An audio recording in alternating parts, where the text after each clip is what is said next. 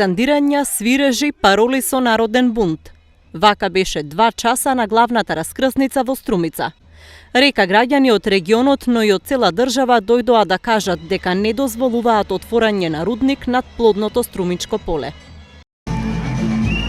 Излегам затоа што против рудникот, прибидејќи злато не може да јадеме.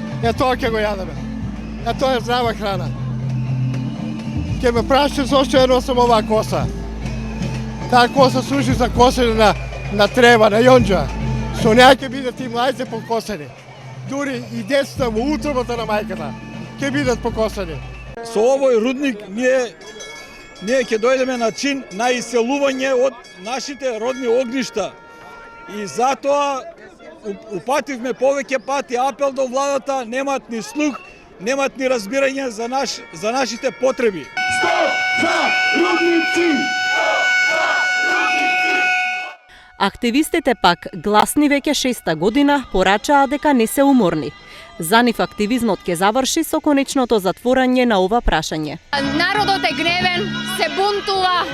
Значи, поминати се сите црвени линии со последната одлука на влада, која е донесено тајно, за затворени врати во климатизирани простори, за спојување на 2 мртви концесии на фирма која е пропадната, која е банкротирана, која е во долгови, во криминал и омразена од народот. Дојдовме тука да пуштиме јасна, силна и недвосмислена порака дека рудник во Струмичкото поле нема да има. Ние златото го копаме во нивите, во Струмичкото поле.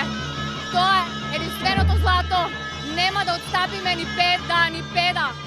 Владата да го стави прстот на чело и да застане меѓу народот, на страна на народот кој веќе 7 година се бунтува, се бори против криминал, против корупција, против корумпирани суди, против корпорации.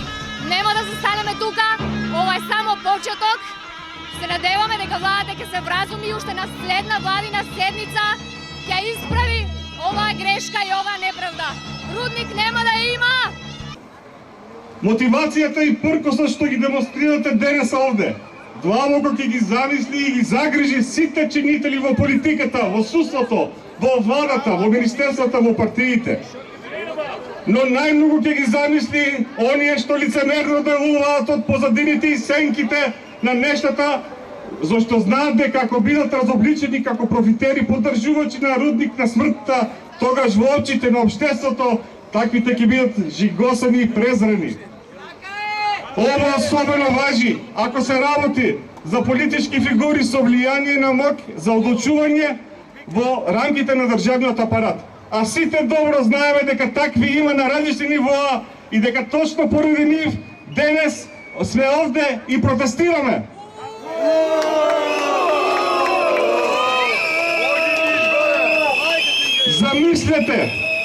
Замислете како е можно за една иста точка за пропис од локален карактер со која се задолжува општината, а не централната власт, да се даде негативно мислење за иницијативи за нови рудници, да се оспорува со месеци во 2 општини.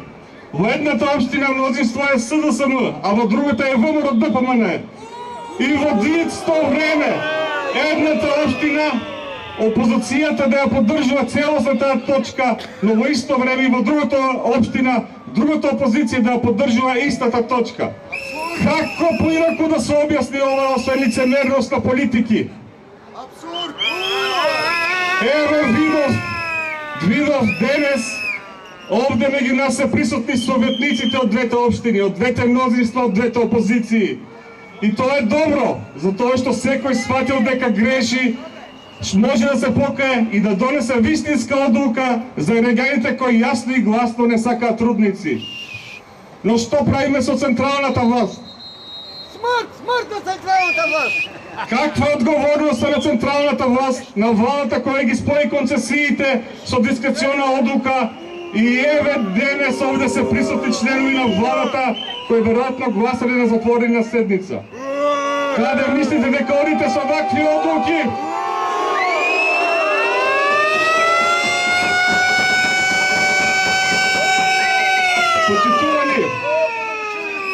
Ја знаеме играта за вин-вин сценарио, када ако има отпор за работа за рудник, тогаш ќе има и договорена оштета, која всушност е криминален заговор за легална плачка на буџетот на сите граѓани на Македонија. Организиравме протести во Струмица, во Силово, моторизирани каравани низ цела Струмичка котлина. Организиравме протести во Скопје, пред влада, пред управен суд. 19 дена го блокиравме патот што води на Дридот на Иловица. Ако мислите дека ќе не фатите на кондиција, ќе не уморите и дека ќе се откажеме на тој начин од нашата борба, грешка ви е сметката. Баш напротив, со секоја скандалозна одлука, било на влада, на суд, со секој исплатена објава по медиумите, отпорот станува се поголем, а нашите подржувачи се побројни.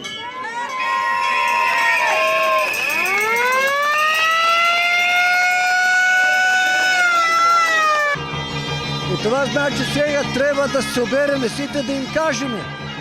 Това не е добро. Не е добро. Това е најопасното нешто. Што да ви кажем друго? Сметате ли дека ќе биде опасно? Јас така прогнозирам. Опасно ќе биде. Па, ќе видиме. Дојдоа и министри од владеачката СДСМ, но и градоначалници и пратеници од ВМРО ДПМНЕ и СДСМ. Предходно министерката Тренчевска одржа пресконференција пред општинската организација на СДСМ во Струмица. Рече дека одлуката на владата повторно ќе се преиспитува. Кога станува збор за земјоделието и здравјето на граѓаните, нам, како Социјалдемократски сојуз на Македонија, тоа ни е највисок приоритет. Почитувани граѓани, владата во координација со премиерот и министрите ќе ја преиспитат одлуката за спојување на двете концесии и ќе побарат дополнителни информации од надлежното министерство. На новинарско прашање зошто ќе ја преиспитуваат одлуката што е донесена и покрај тоа што управниот суд не барал такво нешто, министерката Шукова вели дека имало две одлуки на управниот суд. Станува збор за две различни постапки врз основа на кои што одлучувал судот. Едната е постапката за доделување на концесија, а другата е постапката за спојување на двете веќе доделени концесии, фактички за двете подрачја во еден опфат. Во однос на вторава постапка, која што е посебна постапка за спојување на концесии, судот не го отврла спојувањето на концесиите, тука ја отврла постапката и вели дека повторно треба да се врати на одлучување во владата. Она што министерката веќе го кажа, значи владата дополнително побара информации од ресорното Министерство за економија.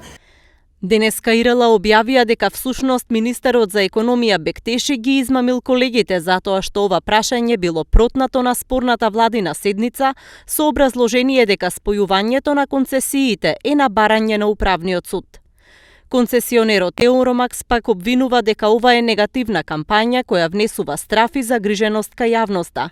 Тие ги повика активистите преку диалог да се информираат за сите процеси и предлагаат формирање на независно тело за мониторинг, што ќе го следи процесот на реализација и работење на рудникот.